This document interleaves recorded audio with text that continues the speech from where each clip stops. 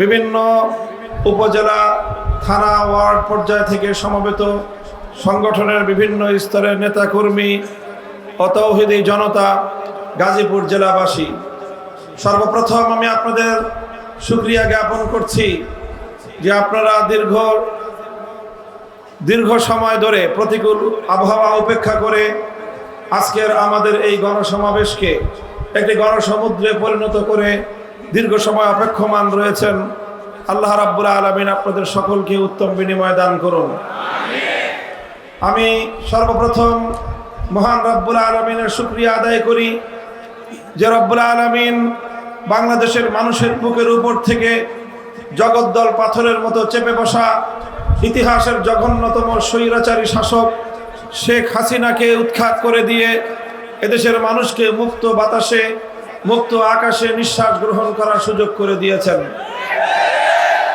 আল্লাহুম্মা লাকাল হামদু ওয়া লাকাশ শুকর। এরপর আজকের এই সুবর্ণ সময়ে, বিজয়ের এই মুহূর্তে স্মরণ করছি আমি ওই সকল বীর শহীদানদেরকে যাদের রক্তের বিনিময়ে বাংলাদেশ আজ নতুনভাবে স্বাধীনতা অর্জন করেছে। 2009 সালের পিলখানা ট্র্যাজেডির 57 জন দেশপ্রেমিক সেনা কর্মকর্তা, 2013 সালে শাপলা চত্বরে নবী প্রেমিক, আশেকে রাসূল, হেফাজতে ইসলাম বাংলাদেশের নেতা কর্মী, শত শহীদের রক্তে ভেজা শাপলা চত্বরের শহীদানদের কথা স্মরণ করছি। বিশ্বনন্দিত মুফাসসিরে কোরআন আল্লামা দেলোয়ার হোসেন সাঈদী রহমতুল্লাহ আলাইহির বিরুদ্ধে বানোয়াট রায় প্রকাশের মধ্য দিয়ে মৃত্যুদণ্ড ঘোষণা করবার পর কোরআন প্রেমিক তৌহিদি জনতা তীব্র প্রতিবাদে ফেটে পড়ার পর পাখির মতো গুলি করে হত্যাকাণ্ডের শিকার শতাধিক কোরআন প্রেমিক তৌহিদি জনতাকে স্মরণ করছি। দীর্ঘ ফ্যাসিবাদের আমলে বিভিন্ন ভিন্ন মতকে দমন করতে গিয়ে খুন, গুম, হত্যাকাণ্ডের শিকার হাজারো বিরোধী দলীয় নেতা কর্মীদেরকে স্মরণ করছি। 2021 সালে বাংলাদেশের স্বাধীনতার সুবর্ণ জয়ন্তীর অনুষ্ঠানে কুখ্যাত মুসলমানদের রক্তে যার হাত রঞ্জিত সেই গুজরাটের কসাই খ্যাত নরেন্দ্র মোদীকে বাংলার মাটিতে এনে এদেশের স্বাধীনতার সুবর্ণ জয়ন্তীকে বিতর্কিত করার প্রয়াসের বিরোধিতা করে প্রতিবাদ জানিয়ে শান্তিপূর্ণ বিক্ষোভ প্রদর্শনকালে হেফাজতে ইসলামের প্রায় 25-30 জন নেতাকর্মী যাদেরকে পাখির মতো গুলি করে হত্যা করা হয়েছিল তাদেরকে সর্বশেষ 2024 সালে ফ্যাসিবাদের বিরুদ্ধে সংগ্রাম করতে গিয়ে, বৈষম্যহীন বাংলাদেশ গড়তে গিয়ে খুনি হাসিনার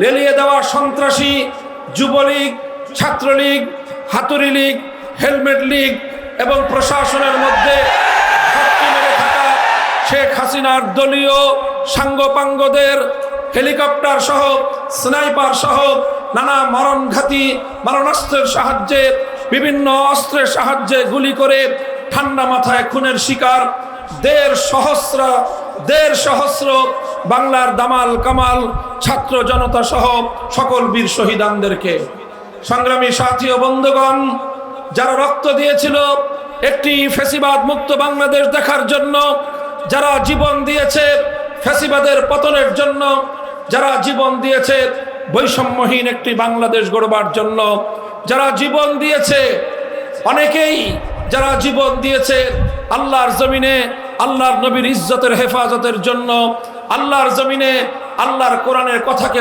বাধা মুক্তভাবে বলার পরিবেশ তৈরি করবার জন্য। কাজেই সেই সকল বীর শহীদানদের শাহাদাতের প্রতি যদি আমরা শ্রদ্ধা প্রদর্শন করতে ব্যর্থ হই, তাদের শাহাদাত বরণ করার কথা যদি আমরা বেমালুম ভুলে যাই, দেশ যদি ভুলে যায়, প্রশাসন যদি ভুলে যায়, সরকার বা রাষ্ট্র যদি ভুলে যায়, এটা হবে জাতীয় গাদ্দারি, শহীদদের সাথে গাদ্দারি। যে কোনো মূল্যে এই সকল বীর শহীদানদেরকে আমাদের স্মরণ রাখতে হবে। তাদের যে আত্মত্যাগের যে উদ্দেশ্য ছিল, বৈষম্যহীন জুলুম মুক্ত একটি সমাজ আমাদেরকে গড়তেই হবে। সংগ্রামী সাথী ও বন্ধুগণ, আমি মঞ্চে দাঁড়িয়ে স্মরণ করিয়ে দিতে চাই এবং সতর্ক করতে চাই একটি বিষয়ে, বিশেষ করে আগস্ট বিপ্লবের সেই সম্মুখ সমরের সংগ্রামী ছাত্র জনতাকে এবং এদেশের আলেম সমাজ, দায়িত্বশীল সমাজকে একটি কথা আমি স্মরণ করিয়ে দিচ্ছি বারবার, স্বাধীনতা অর্জন করা যতটা কঠিন, স্বাধীনতা রক্ষা করা তার চেয়েও বেশি কঠিন। আর বিশেষভাবে এই দেশের মানুষের একটি তিক্ত অভিজ্ঞতা রয়েছে, সে কারণে আমাদেরকে স্বাধীনতা অর্জন করার পর, বিজয় অর্জন করার পর সেই বিজয় ছিনতাইকারীদের হাত থেকে রক্ষা করবার জন্য আমাদেরকে অনেক বেশি মনোনিবেশ করতে হবে। আমরা দেখেছি 1971 সালে যখন এই স্বাধীন বাংলাদেশের অভ্যুদয় ঘটে, স্বাধীন বাংলার এই মানচিত্র খুব অল্প সংগ্রামের মধ্য দিয়ে আমরা অর্জন করিনি। এই বাংলার মানচিত্র আমাদেরকে পেতে গিয়ে তিনটি আধিপত্যবাদের বিরুদ্ধে লড়াই করতে হয়েছিল। আমাদেরকে লড়তে হয়েছিল 200 বছরের ব্রিটিশ বেনিয়া সাম্রাজ্যবাদী শক্তির বিরুদ্ধে। আমাদেরকে লড়তে হয়েছিল সেই 1905 সাল থেকে 1947 সাল পর্যন্ত পশ্চিমবঙ্গের দাদাবাবুদের বিরুদ্ধে, যারা পূর্ববঙ্গের মুসলিম সভ্যতা এবং ইসলামী জাতিসত্তার বিরুদ্ধে ঘোরতর বিরোধী ছিল। সাম্প্রদায়িক রবীন্দ্রনাথ ঠাকুরদের নেতৃত্বে যারা এই পূর্ববঙ্গের মুসলমানদের উত্থানের বিরুদ্ধাচরণ করেছিল, তারা এর বিরুদ্ধে লড়াই করে পশ্চিম বাংলার খবরদারি মুক্ত একটি পূর্ব বাংলা 1947 সালে গঠন করতে হয়েছিল। আর তৃতীয় সংগ্রাম ছিল পশ্চিম পাকিস্তানি খান পাঠানদের বিরুদ্ধে। আমরা যাদেরকে বলেছিলাম তোমরা আমাদের ভাই, আমরা তোমাদের ভাই হতে চাই, তারা আমাদেরকে বলেছিল তোমরা বাঙালি, তোমরা হবে আমাদের দাস, আমরা হব তোমাদের প্রভু। আমরা পরিষ্কার বলে দিয়েছিলাম আমরা মুসলমান, আমাদের একমাত্র প্রভু আরশের মালিক। এই জমিনে আমাদের বন্ধু থাকতে পারে, কোনো প্রভু থাকতে পারে না। আমাদের উপর যদি কেউ প্রভুত্ব ফলাতে আসে, সে যত বড় শক্তি হোক না কেন, সেই প্রভুত্ব ফলাবার যে হাত আমাদের দিকে এগিয়ে আসে, সে হাত আমরা ভেঙে গুড়িয়ে দিতে চাই। সংগ্রামী সাথী ও বন্ধুগণ, এইভাবে তিনটি আধিপত্যবাদের বিরুদ্ধে লড়াই করে 200 বছরের সংগ্রামের মধ্য দিয়ে এই স্বাধীন বাংলাদেশের অভ্যুদয় হয়েছিল। যেই সংগ্রাম সূচনা হয়েছিল ইনশাআল্লাহ বলে, অর্থাৎ আল্লাহ পাকের উপর অবিচল আস্থা এবং বিশ্বাসের মধ্য দিয়ে স্বাধীনতার ডাক এসেছিল। আর এই স্বাধীনতার কমিটমেন্ট ছিল, জাতির সঙ্গে অঙ্গীকার ছিল, কোরআন সুন্নাহ বিরোধী কোনো আইন এদেশে তৈরি করা হবে না। আমি ইতিহাসের রেফারেন্স বলছি, 1970 সালের জাতীয় নির্বাচনের আমি সেই ইশতেহারের কথা বলছি, যে ইশতেহারে কোরআন সুন্নাহ বিরোধী কোনো আইন তৈরি না করবার অঙ্গীকার করা হয়েছিল এই জাতির সঙ্গে। এরপরে আমরা কি দেখলাম?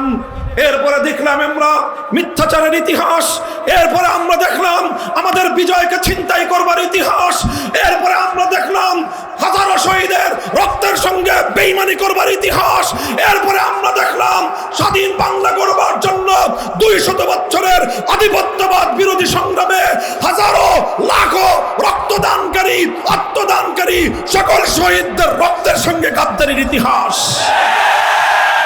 আমরা দেখলাম 1971 সালের 16ই ডিসেম্বর বিজয় অর্জন করবার অল্প কিছুদিনের মধ্যেই এই সকল শহীদদের আত্মার সঙ্গে গাদ্দারি করা হলো। বাংলার হাজার বছরের ইতিহাস এবং ঐতিহ্যকে দুপায়ে নিষ্পৃষ্ট করা হলো। আর বাংলাদেশের মানুষের অভিপ্রায়কে তুড়ি মেরে উড়িয়ে দিয়ে বৃদ্ধাঙ্গুলি প্রদর্শন করে ভিন্ন আরেকটি রাষ্ট্রের সংবিধানের মূলনীতিগুলোকে একটি প্রেসক্রিপশনের মাধ্যমে এই 7 কোটি বাংলাদেশের মুসলিম জাতিসত্তার নবগঠিত রাষ্ট্রের সংবিধানের মূলনীতি হিসেবে আখ্যায়িত করে একটি নতুন সংবিধান এবং 72-এর চেতনার মাধ্যমে 71-এর চেতনাকে হাইজ্যাক করা হলো। সংগ্রামী সাথী ও বন্ধুগণ, এটি একটি নির্মম ইতিহাস, এটি একটি ছিনতাইয়ের ইতিহাস, এটি একটি জাতির বিজয়কে ছিনিয়ে নেওয়ার ইতিহাস, এটি একটি হাইজ্যাকের ইতিহাস। 1971-এর চেতনাকে 72-এর চেতনার মাধ্যমে গিলে খাওয়ার ইতিহাস। আমরা স্পষ্ট ভাষায় বলতে চাই, বাংলাদেশ 71 সালে স্বাধীনতা লাভ করেছিল, 72 সালে নয়। যারা দীর্ঘ অর্ধ শতাব্দীকাল পর্যন্ত ৭২-এর চেতনার মাধ্যমে আমাদের ৭১-এর চেতনাকে দমিয়ে রেখেছে, তাদের বিরুদ্ধে ২০২৪ সালে নতুন স্বাধীনতার যুদ্ধ হয়েছে। কাজেই এই যে 19৭১ সালের এই নির্মম ঘটনা, এই দুঃখজনক ঘটনা থেকে আজকে 2024 সালের 5ই আগস্টের নতুন আখ্যায়িত স্বাধীনতাকে রক্ষা করবার জন্য বিজয়ী ছাত্র জনতাকে, আলেম সমাজকে, দেশপ্রেমিক জনতাকে ঐক্যবদ্ধ থাকতে হবে। যে কোনো মূল্যে ষড়যন্ত্রকারীদের চক্রান্ত রুখে দিতে হবে। পতিত স্বৈরাচারী সরকার এবং তার দোসররা কিন্তু বসে নাই। ভীরু কাপুরুষের মতো পালিয়ে যাওয়া, ভীরু কাপুরুষের মতো পালিয়ে গিয়ে বাংলাদেশের মান সম্মানকে বিশ্ব দরবারে ধুলোয় মিশিয়ে দেওয়া শেখ হাসিনা এবং তার দোসররা কিন্তু বসে নাই। প্রশাসনের বিভিন্ন জায়গায়, বিভিন্ন গুরুত্বপূর্ণ চেয়ারে এখনো ঘাপটি মেরে বসে আছে তাদের পতিত স্বৈরাচারের অনেক দোসর, তাদের লেসপেন্সার, তাদের অনেক দালাল গোষ্ঠী এখনো বসে আছে। আর বাংলাদেশকে আগস্ট বিপ্লবের বিরুদ্ধে নতুন এক ধারায় পরিচালিত করবার ষড়যন্ত্র চক্রান্ত করছে। শেখ হাসিনা রাজনীতি করেছিল ইসলামের বিরুদ্ধে, শেখ হাসিনার রাজনীতি ছিল কোরআনের বিরুদ্ধে, শেখ হাসিনার রাজনীতি ছিল নবী প্রেমিকদেরকে গুলি করে হত্যার রাজনীতি, শেখ হাসিনার রাজনীতি ছিল বাংলাদেশের কোরআনের মাহফিলগুলোতে 144 ধারা জারি করার রাজনীতি। শেখ হাসিনা এবং তার সরকার কিভাবে দেশের আলেম সমাজের বিপ্লবী কণ্ঠগুলোকে স্তব্ধ করে দেওয়ার পায়তারা করেছিল, বাংলাদেশের মানুষ তার জ্বলন্ত সাক্ষী। কি বলবো আমি, আমার কথাই শুধু যদি বলি, বাংলাদেশের কোথাও আমাকে কোরআনের কথা বলতে দেওয়া হয় নাই। যেখানে আমার কোন মাহফিলের ঘোষণা দেওয়া হয়েছে, 144 জারি করে আমাদের মাহফিলগুলোকে বানচাল করে দেওয়া হয়েছে, আমাদের লোকগুলোকে গ্রেফতার করা হয়েছে। আমাকে গ্রেফতার করার পর যখন আমার ভাইয়েরা আমার মুক্তির জন্য তারা রাজপথে নামতে চেয়েছে, তারা সংগ্রাম করতে চেয়েছে, তাদেরকে উপর্যুপরি গ্রেফতারের মাধ্যমে নির্যাতনের স্টিম রোলার চালানো হয়েছে। এই গাজীপুরের এই রাজবাড়ী মাঠে আমার মুক্তির জন্য কোন একটি সমাবেশ করার অনুমতি চেয়েও আমরা পাইনি। আল্লাহ পাক রব্বুল আলামিন আজ সে মাটিতে মুক্ত পরিবেশে শান্তিপ্রিয় সমাবেশ করার তৌফিক আল্লাহ আমাদেরকে দান করেছেন। আমরা প্রতিশোধের রাজনীতি করতে চাই না। আমাদের প্রতিশোধ হবে আদর্শের মাধ্যমে, আমাদের প্রতিশোধ হবে আল্লাহর কোরআনের জয়গান গাওয়ার মধ্য দিয়ে। আমরা এই স্বাধীন বাংলাদেশে আমরা স্বাধীনভাবে আল্লাহর কোরআনের কথা বলবো। যারা কোরআনের কথা শুনতে পছন্দ করেন না, আপনাদেরকে বলে দেই, আপনাদের আপার মতো আপনাদের জন্য সীমান্তের দুয়ার খোলা আছে, চলে যেতে পারেন অন্য কোথাও। এই শাহজালালের বাংলাদেশ, শামাক্তমের বাংলাদেশ, খানজাহান আলীর বাংলাদেশ, হাফিজ হুজুরের বাংলাদেশ, শাইখুল হাদিসের বাংলাদেশ, মুফতি আমিনীর বাংলাদেশ, আল্লামা আহমদ শফির বাংলাদেশ, জুনায়েদ বাবুনগরীর বাংলাদেশ, মহিবুল্লাহ বাবুনগরীর বাংলাদেশে কোরআনের কথা বলবো। সহ্য না হলে বাংলাদেশ ছেড়ে চলে যাও।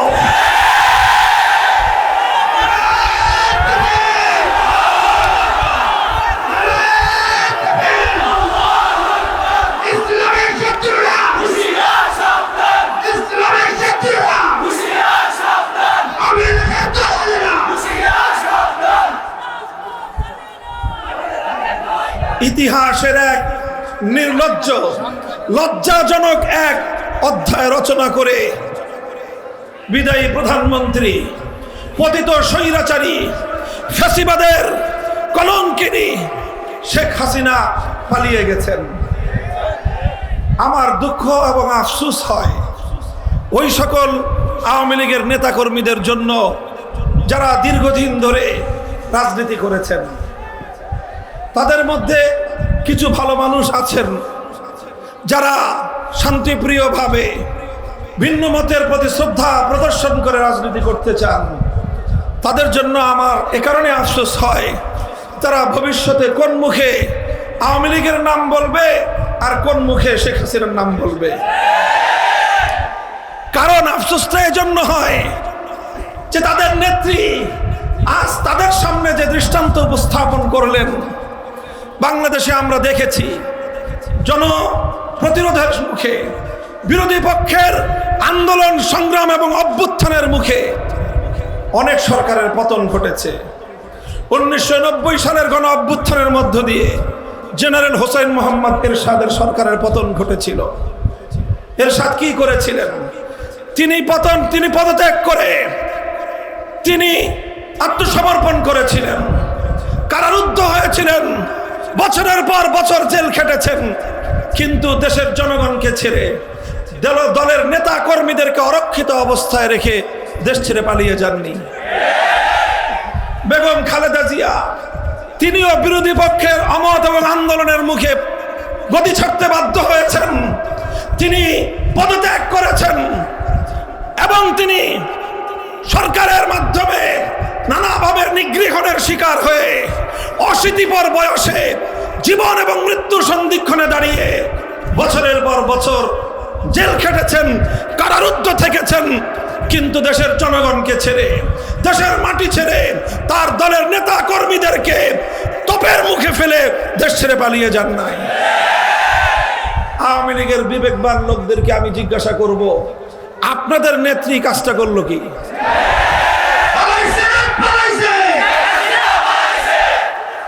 আমরা কিছু বলবো না, আপনাদের বিবেকের বদ্ধ দুয়ারটা খুলে দিয়ে আজকে রাত্রে বাড়িতে গিয়ে ঘুমাবেন আর নিজের কাছে, বিবেকের কাছে প্রশ্ন করবেন, আপনার নেত্রী যেই কাজটা করলো, তিনি এই কয়েকদিন আগেও বলেছিলেন শেখ হাসিনা পালায় না।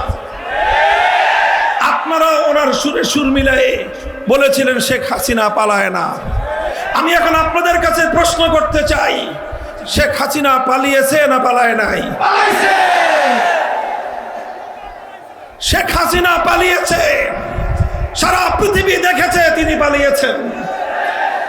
আমরা 2013 সালে বলেছিলাম আপনারা মাসের পর মাস শাহবাগ চত্বরটাকে ইমরান এই সরকারদের দখলে ছেড়ে রাখলেন। আমরা আল্লাহ নবীর ইজ্জতের হেফাজতের জন্য শাপলা চত্বরে গিয়ে 24 ঘন্টা আমাদেরকে থাকতে দেন নাই। আমরা তখনই বলেছিলাম কোন পথে পালাবেন সে পথ দেখার চেষ্টা করুন। পালাবার পথ খুঁজে বের করার চেষ্টা করতে বলেছিলাম, এই জন্য আমার উপরে খুব ক্ষিপ্ত হলেন উনি।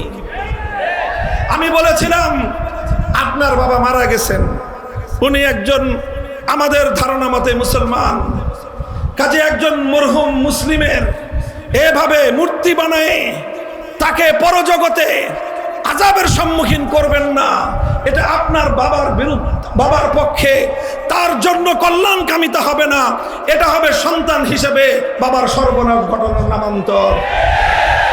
এভাবে মূর্তি বানিয়ে তাকে জাতির সামনে কলঙ্কিত করবেন না। আমাদের কথা পছন্দ হলো না, আমরা কেন মূর্তির বিরুদ্ধে কথা বললাম, এজন্য তিনি আমাদের কণ্ঠরুদ্ধ করে দেওয়ার চেষ্টা করলেন।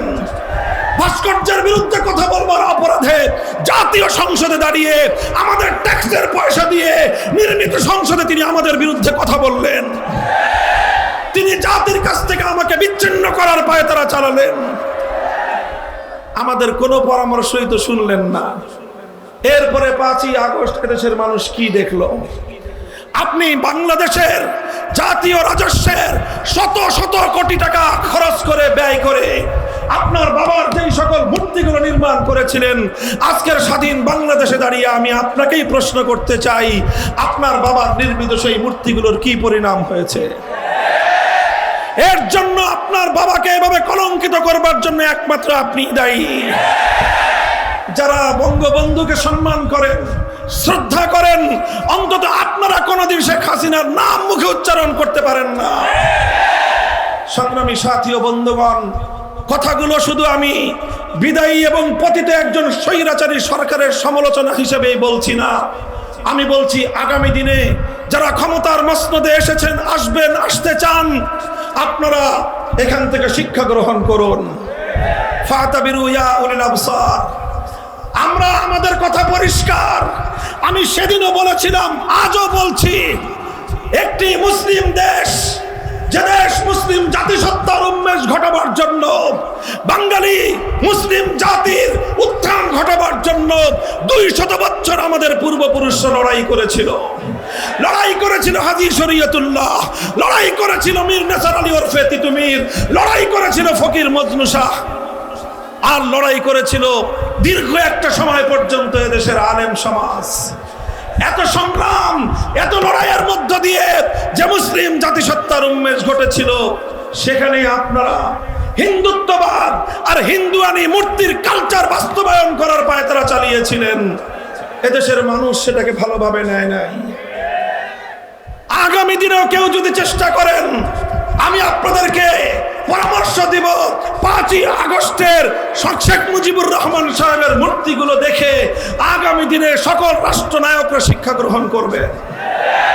আমরা ভাস্কর্যের বিরোধিতা করেছিলাম, সে ভাস্কর্য হোক বঙ্গবন্ধুর, সে ভাস্কর্য হোক জিয়াউর রহমানের, সে ভাস্কর্য হোক এরশাদের, সে ভাস্কর্য আমার বাবার হলেও আমি বলেছিলাম আমাদের হাতে ক্ষমতা আসলে সব ভাস্কর্য আমরা ভেঙে গুড়িয়ে দেব।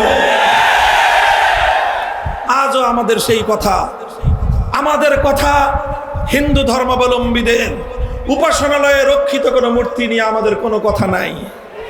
আমরা তাদের কাছে ঈমানের দাওয়াত দেই, স্বেচ্ছায় ইসলাম গ্রহণ করার আহ্বান জানাই, কিন্তু তাদেরকে তাদের ধর্ম ছেড়ে দিয়ে তাদের ধর্মীয় উপাসনালয়ে মূর্তি রাখার ব্যাপারে আমাদের কোনো বক্তব্য নাই। তোমরা তোমাদের মূর্তি পূজা করো, তোমরা একত্ববাদের দিকে আসলে জাহান্নাম থেকে মুক্তি পাবে, অন্যথায় তুমি তোমার ধর্ম নিয়ে তুমি থাকো। আমরা তোমাদের সংখ্যালঘু হিসেবে মুসলিম দেশে অবস্থানকারী তোমাদের সকল ধরনের নিরাপত্তার দায়িত্ব আমরা গ্রহণ করেছি। 5ই আগস্টের পর বাংলাদেশের মানুষ দেখেছে এদেশে কোনো সাম্প্রদায়িক সংঘাত নাই। এদেশের হিন্দুদের মন্দির, বৌদ্ধদের প্যাগোডা, খ্রিস্টানদের গির্জা রাতের ঘুম মারি দিয়ে, রাতের ঘুমকে হারাম করে দিয়ে আলেম সমাজ, তাওহীদি জনতা, ইমাম সাহেবান, হেফাজতে ইসলামের নেতাকর্মীরা, খেলাফত মজলিস, বাংলাদেশ খেলাফত মজলিসের নেতাকর্মীরা রাতের ঘুম মার দিয়ে, রাতের ঘুমকে হারাম করে তারা এই সংখ্যালঘুদের নিরাপত্তার দায়িত্বে নিয়োজিত ছিল। বাংলাদেশের 5ই আগস্টের পর কোথাও সংখ্যালঘু নির্যাতনের কোনো ঘটনা নাই। কারণটা কি? আগে কেন ঘটতো? কারণ আগে এই শেখ হাসিনা এবং তার দোসরদের রাজনীতির অন্যতম হাতিয়ার ছিল সংখ্যালঘু ইস্যুকে রাজনীতির হাতিয়ার হিসেবে ব্যবহার করা। আমি বলি, তারা রাতের অন্ধকারে কালনাগিনী হয়ে সংখ্যালঘুদেরকে ছোবল মারত, দিনের আলোয় আবার তারাই ওঝা হয়ে ঝাড়তে আসতো। যতগুলো হিন্দু পরিবারের উপর হামলার ঘটনা আছে, যতগুলো মন্দির ভাঙার ঘটনা আছে, নিরপেক্ষ তদন্ত হলে বেরিয়ে আসবে এগুলোর সঙ্গে আওয়ামী সরকারের দোসররাই জড়িত ছিল। এখন আর সেই নাটকের নায়ক নায়িকারাও নাই, বাংলাদেশে সংখ্যালঘু নির্যাতনের নাটকও নাই। ওরা আবার রোদ পেতে আছে, সুযোগ খুঁজছে, আবার সংখ্যালঘুদেরকে অন্ধকারে এসে সাবোটাজ করবে, সংখ্যালঘুদেরকে বাড়িঘরে অগ্নিসংযোগ করে আবার বাংলাদেশে সাম্প্রদায়িকতার 20 বাষ্প ছড়িয়ে দেওয়ার পায়তারা চালাচ্ছে। আমি সংখ্যালঘু ভাইদেরকে বলি, ইসলাম এক উদারতার ধর্ম। ইসলাম সংখ্যালঘুদের সর্বোচ্চ নিরাপত্তা দেওয়ার ধর্ম। আল্লাহর নবী যেভাবে সংখ্যালঘুদেরকে তাদেরকে নিরাপত্তা দিয়েছেন, কিয়ামত পর্যন্ত কোন নেতা, কোন ধর্ম প্রনেতা, কোন সামাজিক নেতা আমার নবীর মতো সংখ্যালঘুদের নিরাপত্তা নিশ্চিত করতে পারবে না। সংগ্রামী সাথী ও বন্ধুগণ, সংখ্যালঘুদের অধিকারের পাশাপাশি মনে রাখতে হবে 200 বছরের আমাদের সংগ্রাম ছিল বাঙালি মুসলিম একটি জাতিসত্তা গড়ে তোলা।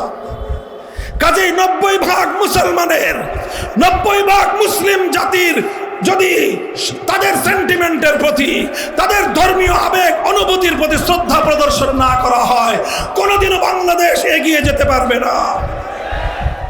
কাজেই আজকের অন্তর্বর্তীকালীন সরকারকেও আমরা একটি কথা বলে দিতে চাই, আমরা আপনাদেরকে সহযোগিতা করতেছি। আন্দোলনে ছিলাম আমরা, সংগ্রামে ছিলাম আমরা, কারারুদ্ধ হয়েছিলাম আমরা, 13 সাল থেকে 21 সাল পর্যন্ত রক্ত দিয়েছি আমরা, শাহাদাতের রক্ত দিয়ে ধৌত করেছি বাংলার এই রাব্বিস্থানের রাজপথ। আমরা সব জায়গায় ছিলাম এবং বিজয়ের পরে আমরা সংখ্যালঘুদেরকে পাহারা দিয়েছি। আমরা চাঁদাবাজ মাস্তানদের হাত থেকে ব্যবসায়ীদের নিরাপত্তা দেওয়ার চেষ্টা করেছি। আজও পর্যন্ত আপনাদের সহযোগিতায় নিরলসভাবে আমরা কাজ করে যাচ্ছি, ভবিষ্যতেও আমরা কাজ করে যাওয়ার ইচ্ছা রাখি। তবে শুধু আমাদের একতরফা ইচ্ছা দিয়ে হবে না, আমাদের সহযোগিতা পাওয়ার জন্য আপনাদের ইচ্ছা থাকতে হবে। আমি একটা কথা বলেছিলাম, আমরা গায়ে পড়ে সহযোগিতা করতে চাই। আপনারা যদি পা দিয়ে ঠেলে দিতে চান তাহলে পরিণামটা খুব ভালো কারোর জন্যই হওয়ার কথা না। আমি নাকি কড়া করে বলি, নরমাল করেই বললাম। আরো নরম করে বলতে আমরা জানি, কিন্তু আবার প্রয়োজনে আমরা বজ্রের মতো গর্জনা দিতে জানি। আমরা আপোষের হাত বাড়িয়ে দিতে জানি, আবার গাদ্দারির কাঁধের উপর আমাদের হাত উত্তোলন হতে এতটুকু কেঁপে ওঠে না। সংগ্রামী সাথী ও বন্ধুগণ, আমি অন্তর্বর্তীকালীন সরকারকে বলবো, খবরদার, হিন্দুত্ববাদ এদেশের মানুষ পছন্দ করে না। হিন্দুরা হিন্দুদের ধর্ম নিয়ে থাকবে। 90% মুসলিম জাতিসত্তার সন্তানদের উপর, আগামী প্রজন্মের উপর হিন্দুত্ববাদ চাপিয়ে দেওয়ার ষড়যন্ত্র আমরা অতীতেও বরদাস্ত করি নাই, ভবিষ্যতেও বরদাস্ত করব না।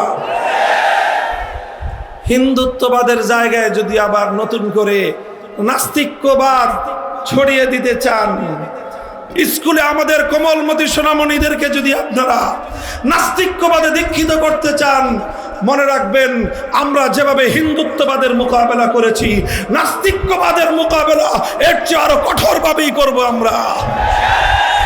পরিণাম কি হবে ভাববার সময় আমাদের নাই।